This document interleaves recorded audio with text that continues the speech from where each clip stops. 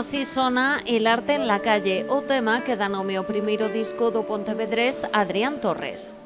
Cantante callejero que regalas tu arte y vuelven a echarte las fuerzas del orden, poeta incansable. Ve agora a luz, pero é froito dun longo traballo que se remonta incluso antes de que a pandemia da COVID-19 paralizara o mundo. Poquinho antes, despois tivemos que parar pola pandemia e todas estas cousas.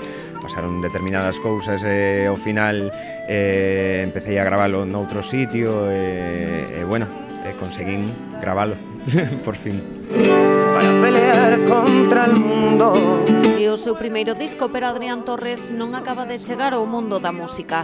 Despois dunha década tocando versións das cancións de outros artistas, decidiu que xa era hora de dar voz ás súas experiencias. Pois hai unha chacarera, hai un tango, hai tamén varias cancións, pero bueno, todas elas saen de vivencias personais de todos estes anos, non? Tocando en bares, tocando na calle, como quen di. Das súas vivencias e tamén das dos que o rodean. Por exemplo, en El arte en la calle, Adrián Torres inspírase na vivencia dun amigo músico. Es frío en las venas y aún te queda fuerza para otra canción. Botárono da calle por tocar, porque non quedaba bonito alguén tocando na calle, entón enfadeime e compuxen esa canción, non? El arte na calle. O artista encara o verán con ganas. Volverá co seu primeiro disco baixo o brazo a moitos dos sitios que o viron tocar temas doutros. Este ano levo todo meu, e bueno, a xente que decidiuse por apostar polo que estou facendo agora e polas miñas cancións, os que están decididos a invertir en eso. Perfecto, empezarei por zona de Salnés, por supuesto, Pontevedra, Vigo,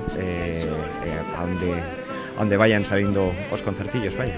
Pero antes, a primeira parada será o vindeiro 25 de maio. O Bar O Spa en Vilalonga acollerá a posta de longo de El arte en la calle nunha presentación que promete ser unha festa.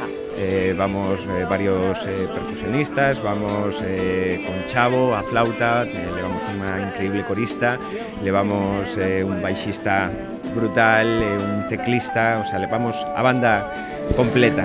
Tócame va tomando el sol, el ojalá de Silvio, quien fuera en tu voz, el recreo de Vega o Playa Girón, quien supiera cantar y a la vida.